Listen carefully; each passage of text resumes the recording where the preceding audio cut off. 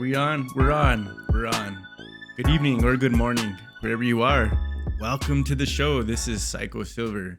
And my name is Jerome. I do thank you for joining me today. I hope that you're counting your wealth in ounces and also that you're holding your word, especially to yourself. Never been more important. Once again, thank you for putting on my channel.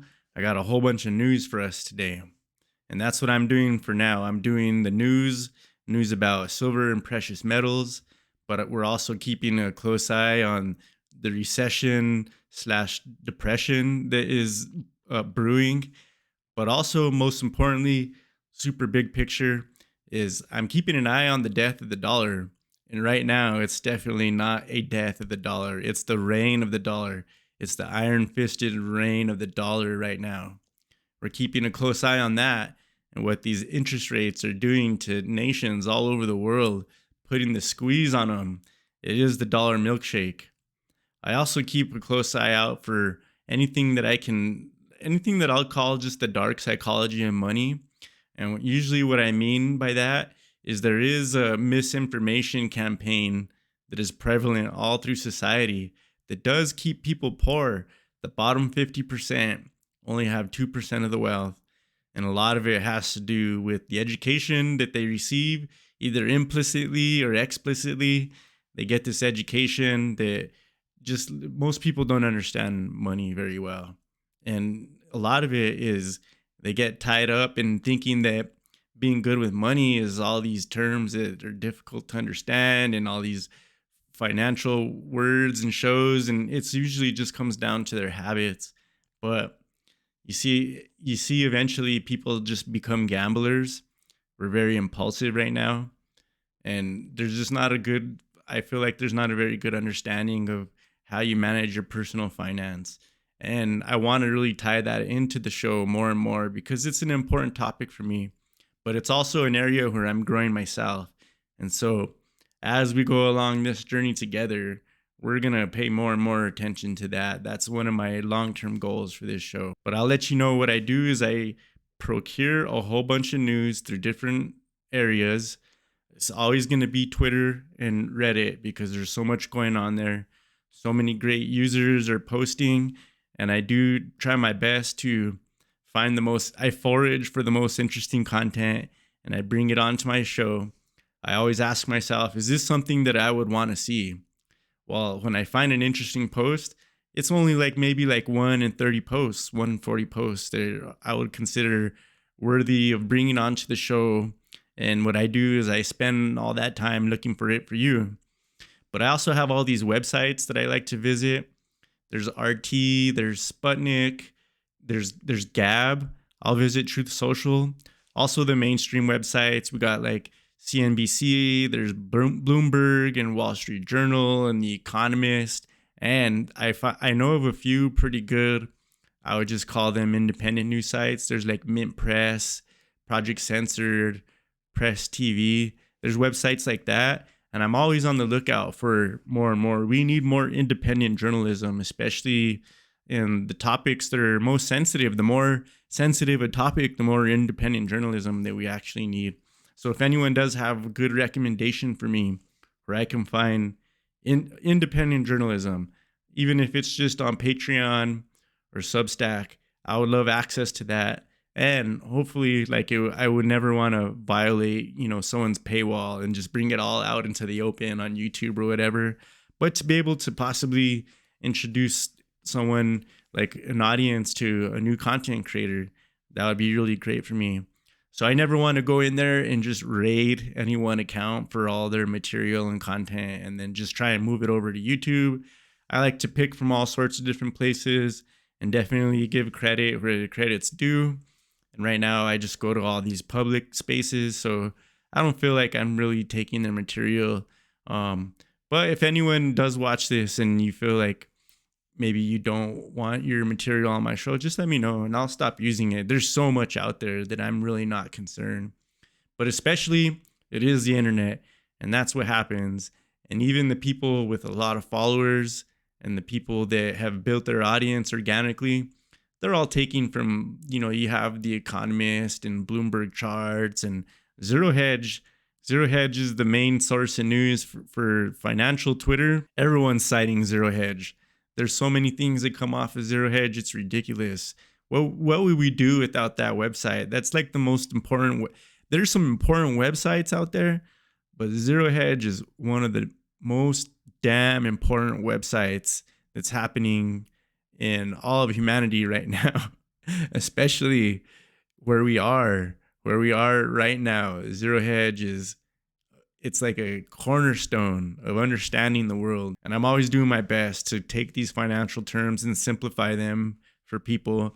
I'm definitely in that intermediate range. And so I'm here to help beginners or people that are maybe in between the beginner and intermediate. And I'm definitely going to get things wrong and make mistakes. So always call me out. But we're on a learning journey together. And this is really another reason that I wanted to create this show. Is it's a great opportunity to learn something. If you can also be a facilitator or sometimes a teacher, you're going to learn a lot about these things. And that's my plan. While I stack silver, I'm irresponsibly long silver in all ways. I have so much silver. I have silver mining stocks. I have bullion. I'm spending all my time. I'm spending my time doing this show. It's a lot about silver, but I'm a big believer. I'm all in so much that I'm already completely, I've accepted whatever's going to happen. But I think the big threat to the silver community it's not if, it's always just going to be the when part.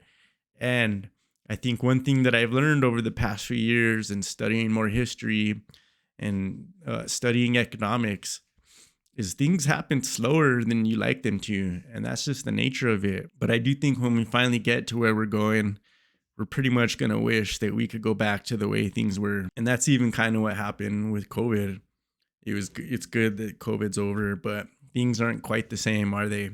Now that it's over. But one of the main theses that I have, am I saying that right?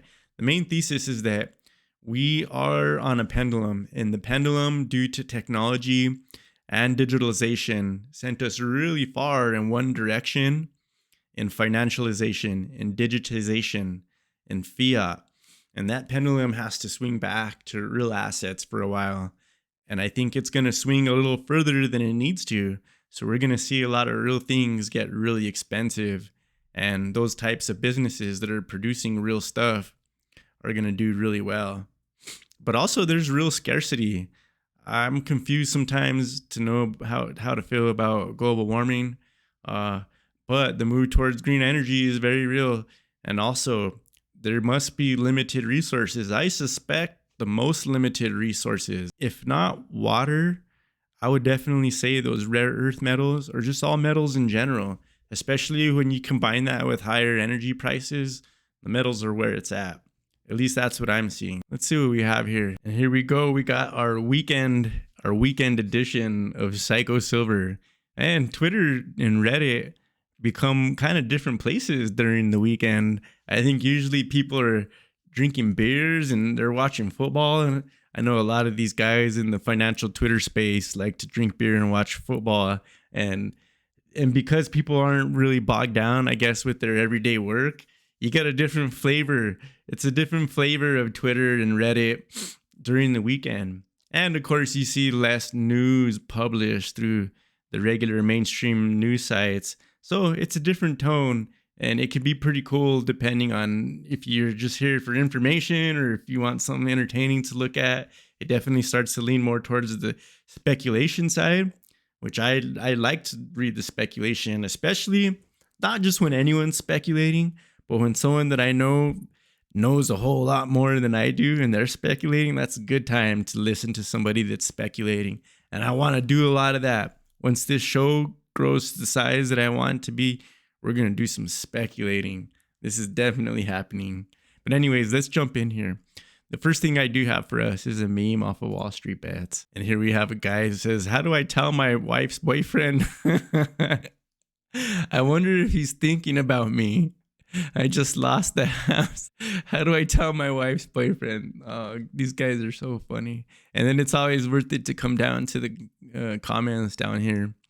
This one user writes, the margin calling on the phone gets me every time. The best part is we can all relate to the smile because we're degenerate gamblers. No girlfriend equals more time for stonks. All right. Next up, here we have a chart from Tracy.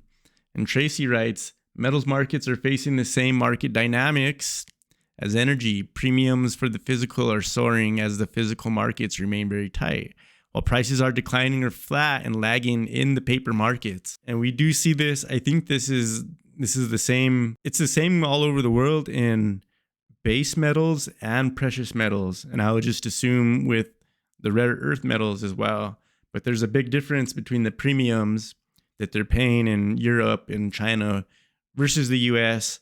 A lot higher premium here for copper. That's copper on the top left. Oh, you can't even see that. Let me open this up here. Here on the left side, you have the copper. You have copper premiums with the pretty big spread between Europe and China and the US. And then on the right side, this is for zinc. A little more parity there, but still, and you see the premiums rising right there. Really simply, but it's just interesting. You know, you can confirm that it's happening in the base metals as well as the precious metals that we do see every day. I thought this was a really cool post. This is from Reddit here. And this is one of the reasons that I really love to visit the Silverbugs community is because they have a little more of this sort of stuff. I think that's really cool. Already those Libertads are beautiful. And usually I'm not a big fan of when they go and they start messing with them so much. But in this case, I don't know. I think that's really cool. That's something that I can definitely admire. I would take a coin or two that looks like that. Really cool stuff. All right, got my screen just a little better. Now you can see. Let's go on to the next thing here. Here's just another really cool coin from the Silverbugs community. And this user writes, something different for the stack. And to me, that's just so cool. It's a 3-ounce Cameroon 2019 coin. Paid well over spot. Yeah, I bet you did. Well over spot. But the detail is incredible and I had to have it. There's a few coins like this in my collection. I know for sure I'm never going to be selling. But that is really nice. That is something that I could see myself having. But I do wonder exactly how far over spot they paid for that. It's more of a collector's piece than anything. But super fucking cool. Super cool. All right, on to the next thing. Here I went and got here's a few tweets from one of my favorite people in the financial space. This is Deso Games, and do follow his account. He has so many interesting tweets. He's a very smart guy. So if you've never heard of him or you're not following him, I suggest you do it. But here, what does he have for us? Here's a comparison chart to see how well and truly fucked Japan is. Year-to-date performance of the pound versus the yen.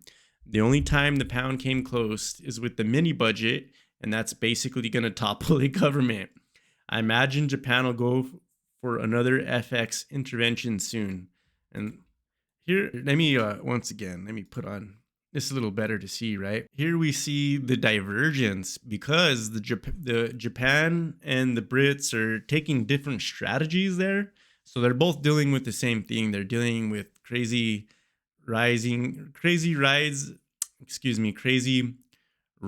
in the yields of the bonds because there's not enough demand for the bonds, so the yields are going crazy.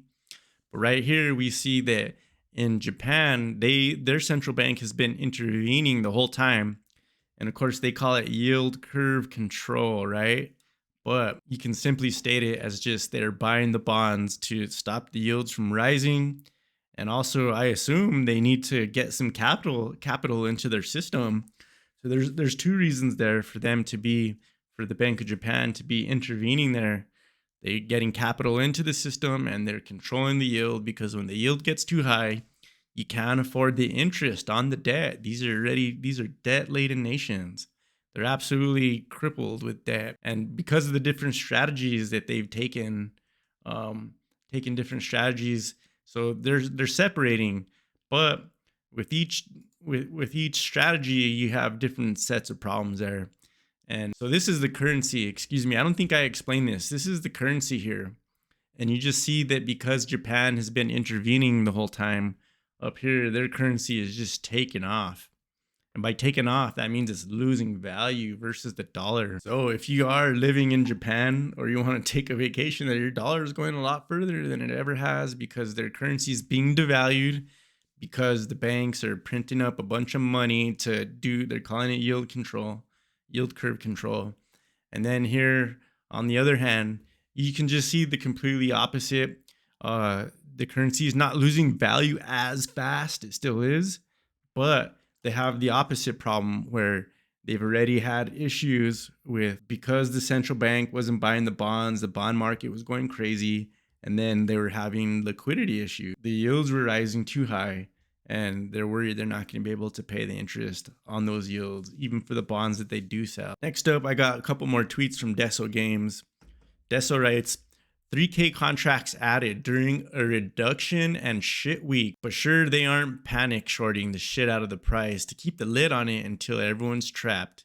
That open interest percentage is going to go parabolic at this rate, hanging on to 40 million ounces with fingernails. So yeah, here we do have the most recent chart from Michael, who's following the COMEX vaults, to show you what they have and what they don't have. We can see here we still haven't breached that 40 million. I was really excited. I thought we would have it by this week, that we would have breached the 40 million, but that's not what happened. And for some reason, it's really slowed down right here. At least on the registered, you still see plenty leaving the vault down here. And I guess maybe at this rate, we'll get 300 million before we get 40 million. But if you didn't know, the difference between the vault total and the registered is basically the registered, this 40 million ounces here. This is supposed to be what's available to buy and sell in the vault. You have all this eligible silver right here, and that supposedly like belongs to someone. It's not for sale. It's just they're using the vaults to house the metal, but that's really why we keep an eye on the registered. And really the big thing here, what Deso Games is commenting on, is this open interest right here that I'm highlighting. And that is basically how many contracts are open against the metal that's in the vault. So open interest can mean long or short, right? But the problem, what he's pointing out here, is 1,636% of the registered silver has open interest against it. And so this is like where it does, people have said that like GameStop is not a good analogy. And yes, like that's right. GameStop is not, it's not a great analogy for the silver, but here's where the analogy does work. Okay. When you have 1,636% open interest against that registered silver, that just means there's not that many ounces of silver to cover all the contracts. So they're betting against it. They're betting for it, but there's not silver to cover all those bets. And that's where it does that's where it does become somewhat like GameStop. But don't forget how big the silver market is. And there's only so many shares of GameStop, right? There's only so many shares, and so they did create more shares to like try and put a stop to the short squeeze, but you never know where more silver can come into these vaults from somewhere where you don't expect it. And that is what happened during the initial squeeze last year in the end of January. More silver just came out of nowhere. And could that happen again? Yes, probably. But the difference this time is we do see that the silver is being drained. You see the silver is being drained out of the COMEX. But last year during the squeeze, it was only being drained out of the COMEX. But now it's being drained out of the LBMA. We see the Shanghai reserves going down too. So this time, sure, there could be more silver out there somewhere, but it's not like there's infinite amounts of stockpiles in the world, and all the big ones are going down. And so, yeah, I gotta agree. So I had my entire attention on breaking this 40 million ounces, but it's kind of like the bonds. It's a rock and a hard place, because if this open interest keeps going up, then you have a different set of problems.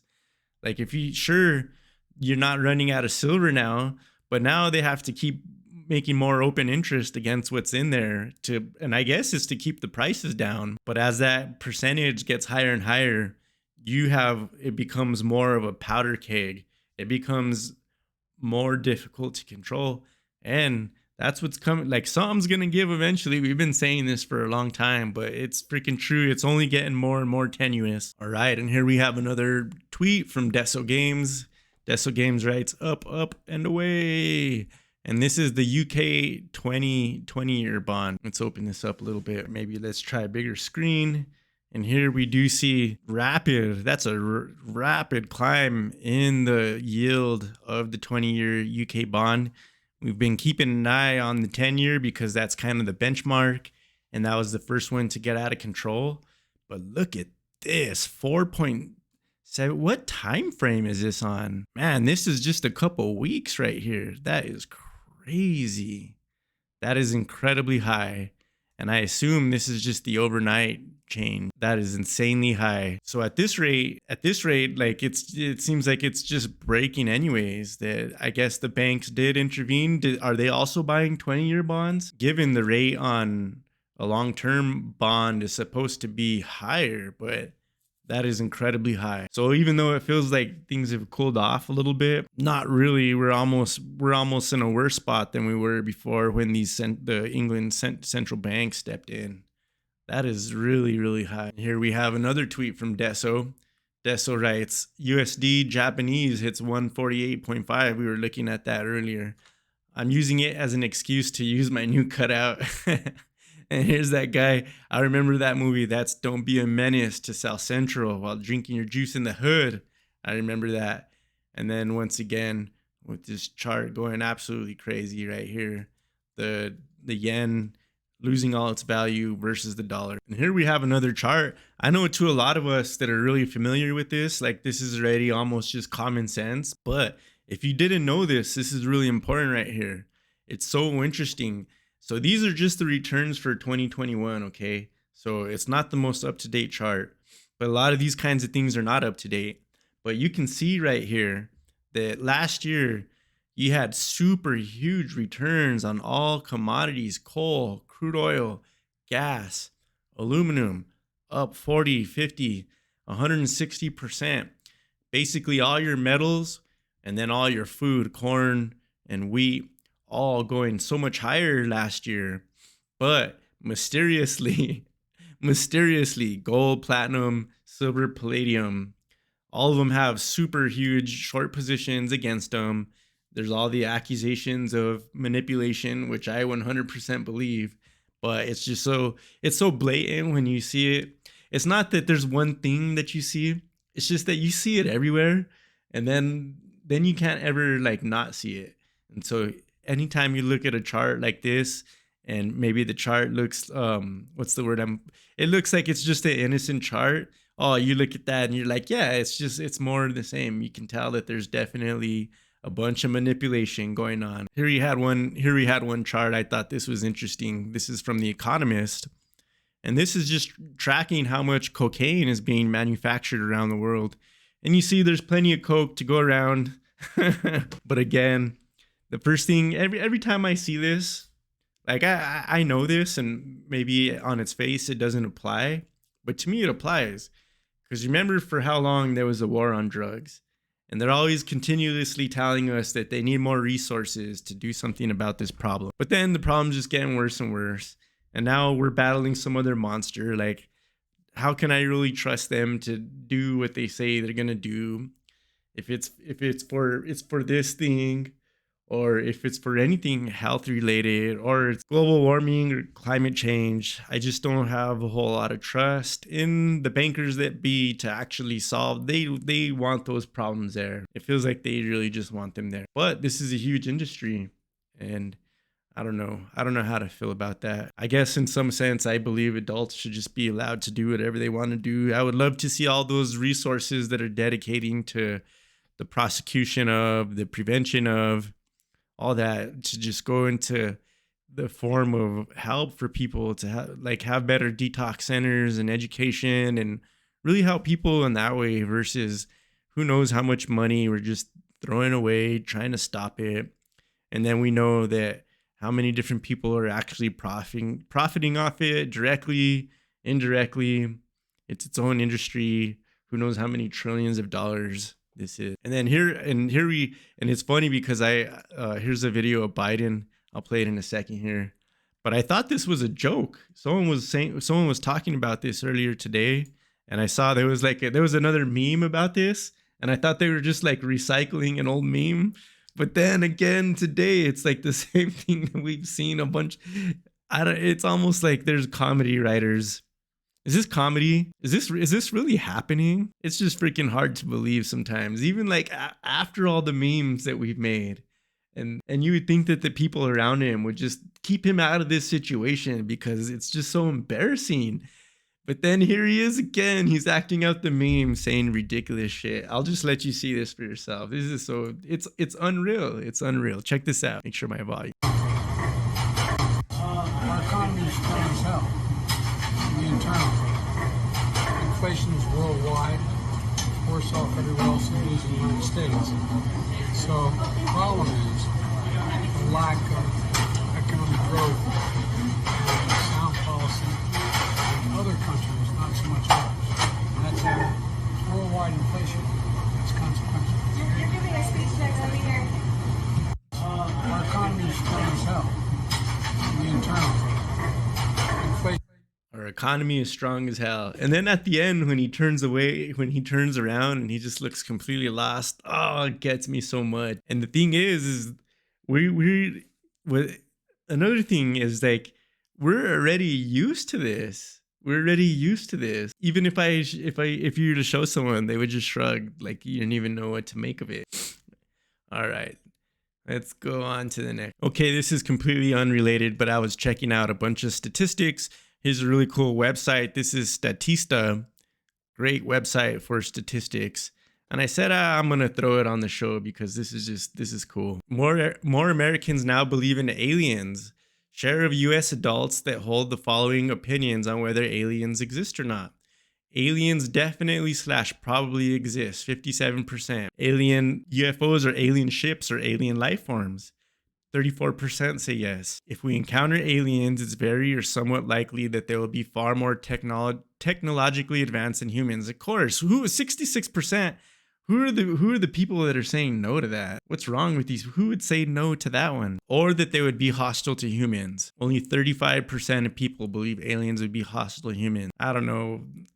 Damn, I feel disappointed right now. We will definitely or probably make contact with aliens within the next 200 years, 42%. I feel like, yeah, I'm still glad that aliens are going mainstream, but I still feel like people don't know enough about aliens. Like, to me, a lot of these are like slam dunks. Like, of course we're gonna make contact. We probably already have. That's just my 2 cents. Here we have an interesting chart from the great Marti. He keeps an eye on the Dixie quite a bit. That's the DXY, and the DXY measures the strength of the dollar.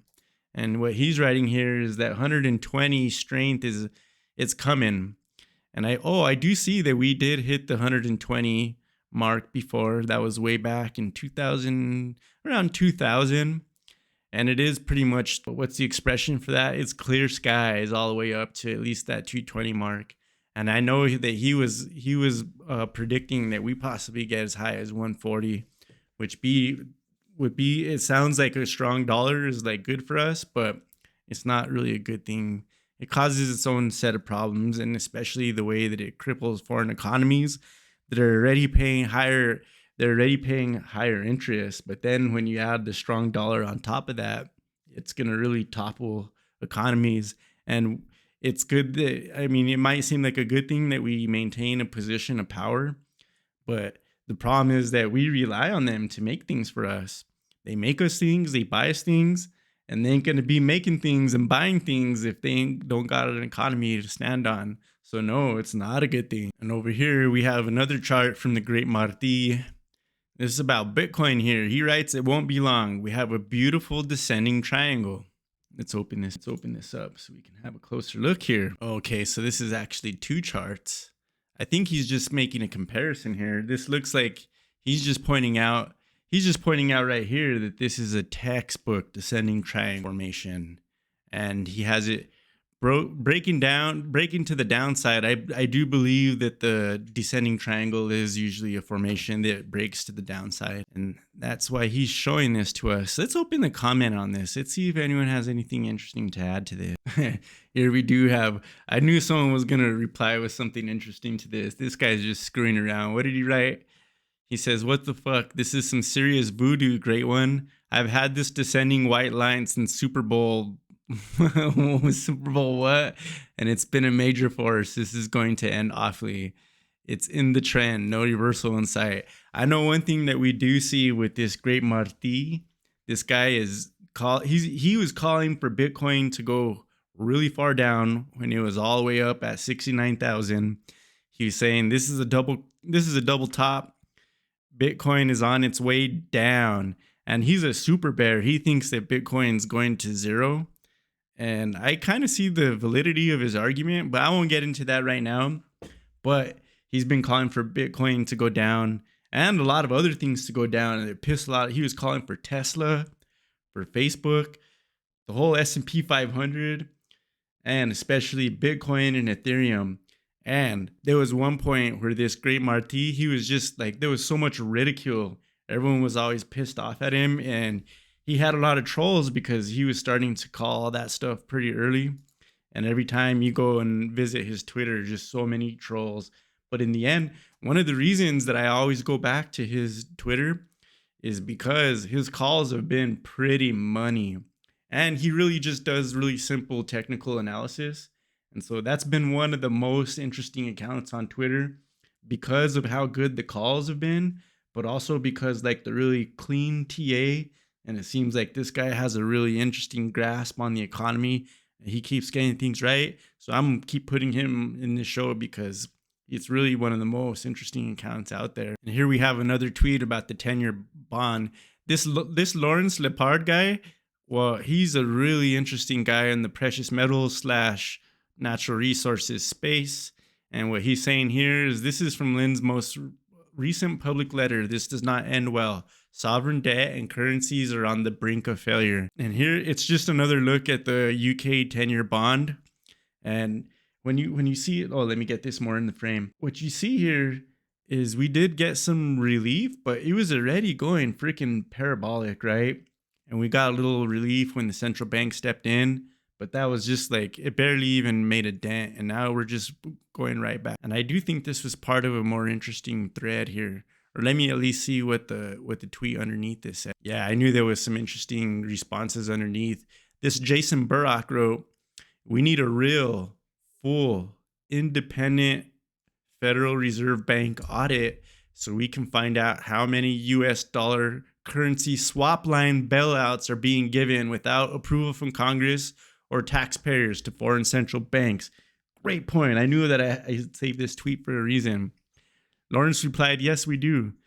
2 sets of books and lots of manipulation. They will never let it happen." And this user asks, this is Richard Casey asks, "Does a 4% 10-year bond really signify the end of the world?" Lawrence writes, "Look at the slope.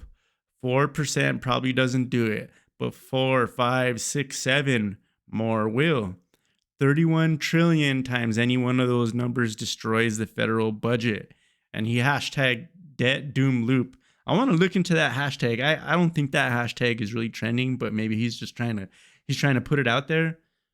Very interesting. Here we have a response from Rob. Rob writes, "Do you remember seeing those old government debt charts that went up like hockey sticks? That was back in the 90s. Those parabolic jumps from the exact same year barely register on the 2022 chart.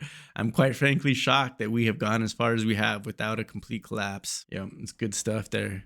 Let's move on to the next tweet. Here, I thought this was pretty interesting. Again, this is somewhat unrelated, but it's the weekend, so we're looking for all the interesting stuff we can find here. Here we have an article from RT. Let me switch my screen so you can see. It says Russia deploys a new military satellite. The Angara 1.2 rocket has delivered a secretive military purpose satellite into orbit.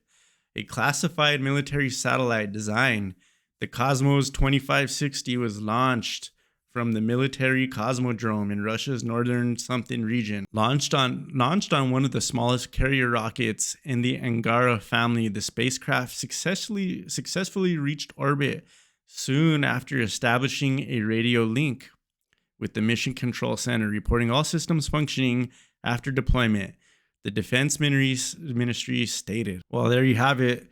I don't know what it means, but I know it's significant. The space race is on. space race is on. I do wonder. Here's a question. I do wonder. I'm sure it's not like they announce they're gonna do this, or maybe they do.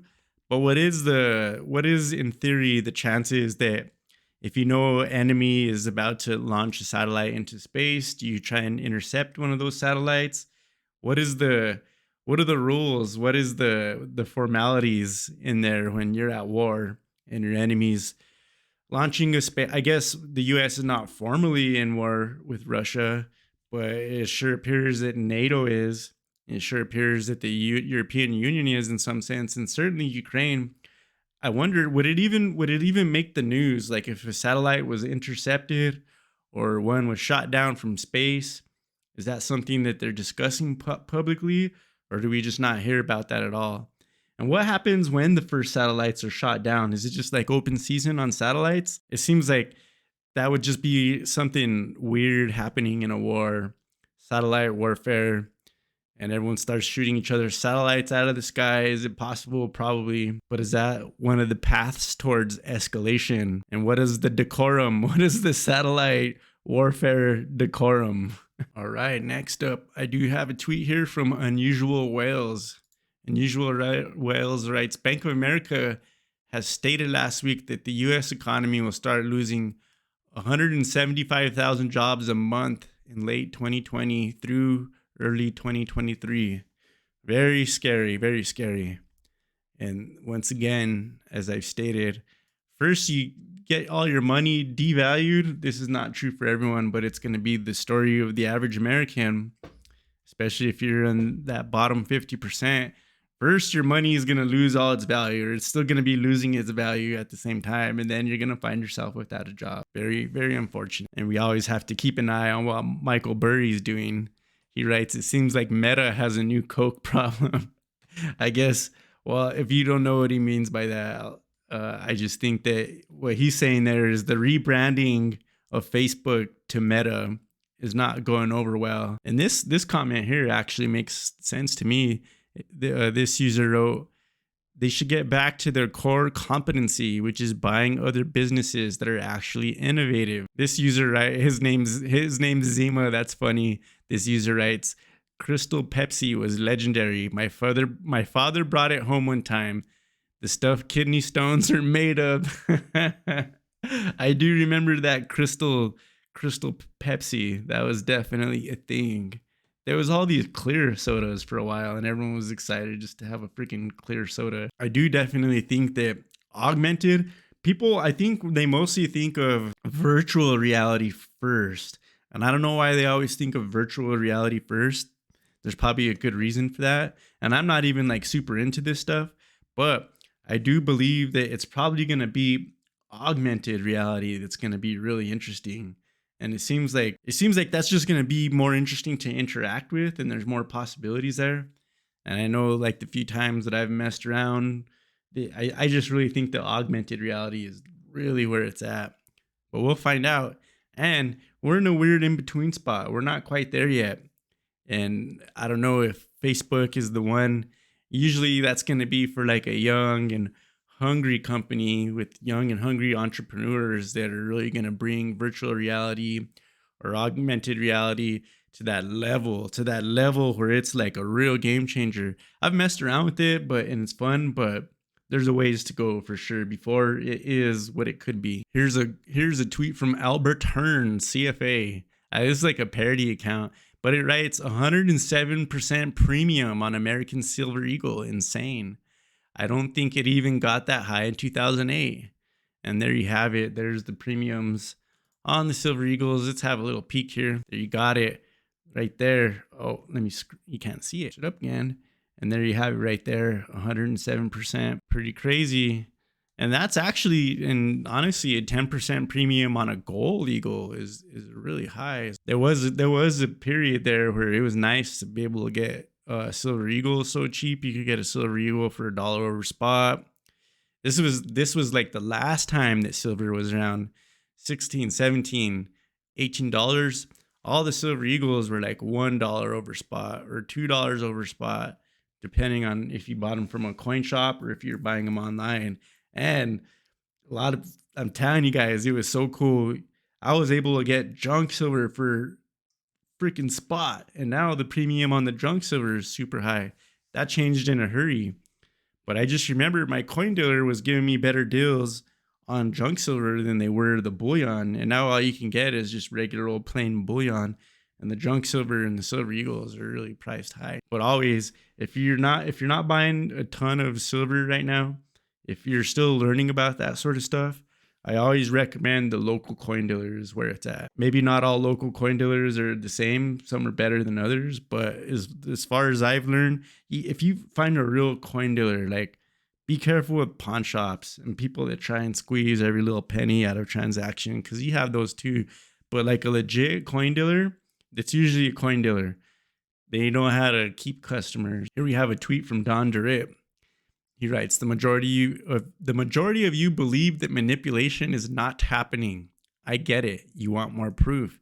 It's similar to 9/11, which is clearly an inside job, yet the majority of Americans think foreigners did it. Yes, I couldn't agree more. So he did do a poll here, and only 41% of people believe that it was a bankster beatdown, the bankster beatdown that got the gold and the silver lower yesterday. And I would say yes, definitely, for sure. The evidence is insurmountable evidence. But some people just still think it's because the dollar is strengthening or people are selling for liquidity. Here's a really cool chart. This is really original chart too. This is gold versus the DXY. Case for Silver wrote, spending some time with ratio charts this morning and found this beautiful one. Looks like we made it all the way back to a key support on the monthly chart. Gold is sitting at the 200 moving average, a major trend line, and low RSI. Is October the month that we find a bottom? And this is a completely original. This is gold versus DXY. And we do see that we have a very prominent trend line here. And this is already the fourth touch on that trend line. So we'll see if we do get a reversal right here. And down on the bottom, you see RSI is touching very low. So that sure looks like a bottom. Like that's a great, if you're trying to say bottom, like you're making a good case for it right there with this chart. And I don't know, it's not fun to like have a huge position and see the prices going down, but it would be pretty cool to pick up a bunch of cheap gold. Like imagine if gold got under $1,000 again. Oh man, I don't know what I would do. I would have to sell some stuff, but I would love an opportunity to get my hands on more gold because I'm mostly a silver guy, but really cheap gold, that's interesting. I would love to diversify my stack a little bit and get some of that. And if you're not aware, what's important to account for is we've seen many times with these big dips when there's a lot of chaos in the system, and what happened in 2008 through 2012, typically gold and silver do kind of crash before they take off. And I know we had the same thought in 2020 with the COVID, but to me, it just seems inevitable. And they usually like to put in a new low before they shoot up. And that's kind of what silver did when it hit 30 last time. But we all expected it to keep going. And that's not what happened. But here we are, we're getting cheap silver again and some cheap gold. Here we have another chart from the great Marti. He writes, gold versus Dow Jones. This is one of the most important. This is one of those charts. And so he's only showing us on this one, he's only showing us a limited amount of time. But if you ever want to look something like long term, if you really want to invest in an education on why gold and silver, I have to absolutely recommend, there's a series of videos called The Hidden Secrets of Money by Mike Maloney. This is so important. Let me pull it up real quick so you can just kind of see a screenshot of it. Let me help you out. Okay, I'll just show you right here. But this is straight off of YouTube right here. And I think there's like a 7 or 8 part series, and it's all the way from 2013. But I'll tell you, I know a lot of people have heard of this, but I am willing to bet a lot of people have not heard of this. If you want an in-depth education about how banks and money actually work, well, this is from Mike Maloney, and you do end up, it's like hours worth of education right here, and it's broken into these videos. But one of the most convincing things that you see is that stocks versus gold is like a really old correlation. And every so often, even leading back into the days of Europe, where there's like the original stock markets, there's always an ebb and flow. There's a seesaw. And sometimes stocks are really high. And then during recessions and depressions, you see gold come back. And he showed even in the history of America, if you've made the switch between stocks and gold at the right time, like you were able to accumulate crazy amounts of wealth. And all you're really doing is you're just playing both sides of the coin. And I'm certain that that's what the bankers do in their own way. Okay, so let me get back over here to this chart. We have the great Marty. He writes, gold short term will get punished, but the gold bull hasn't even begun. In my opinion, we will experience a decade-long gold bull market. Below are monthly charts, so it will take some time to play out. But in my humble opinion, the next mega bull is in gold. But first, we have a little more weakness. And let's open this up here. And so here he just kind of has this is his trajectory. And on the left side is right now. And he sees this gold bull market lasting into past 2031 over here, with some crazy moves up. And then on this side, he has a very similar chart. And again, like many of these charts, you see the similarities. And this one is from, 1998 all the way to 2020. Oh, excuse me, I wasn't making that clear. This is gold versus Dow.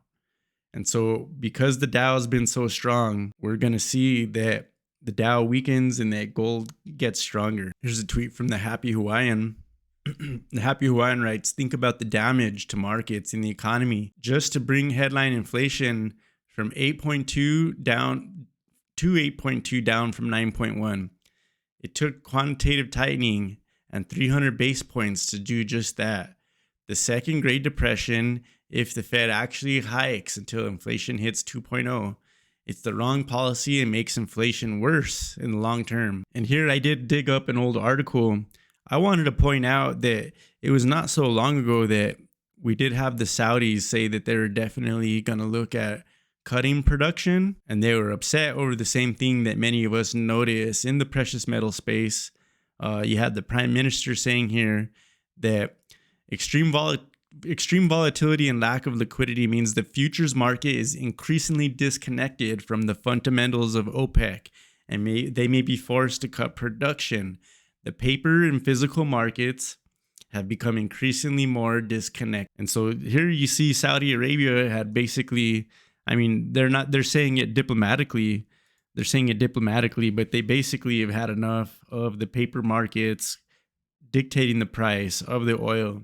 And I don't know if we could see some similar outcome, but I just don't think that they have the organization to do it.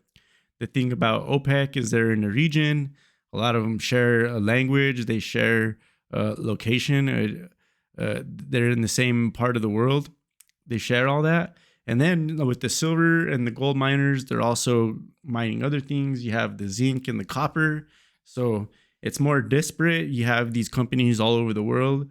But could they arrange a cut in production to kind of fight back against the crazy paper prices that are put upon them? I don't know. At this point, I think if they were going to do it, they would have done it already. But the thing about all this manipulation, it's definitely just going to take care of itself one of these days.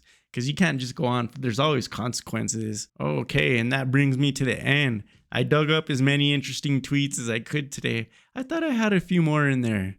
I guess they weren't that good that I just left them out. But that will make for a pretty decent show today. Good little weekend show of Psycho Silver. And so I do appreciate it if you made it all the way through that show with me. We're going to do another one tomorrow. We're just going to keep going. We're going to do this every day. And I'm trying hard to make the show interesting and informative for you. Every day I'm working on that. Still making a lot of tweaks.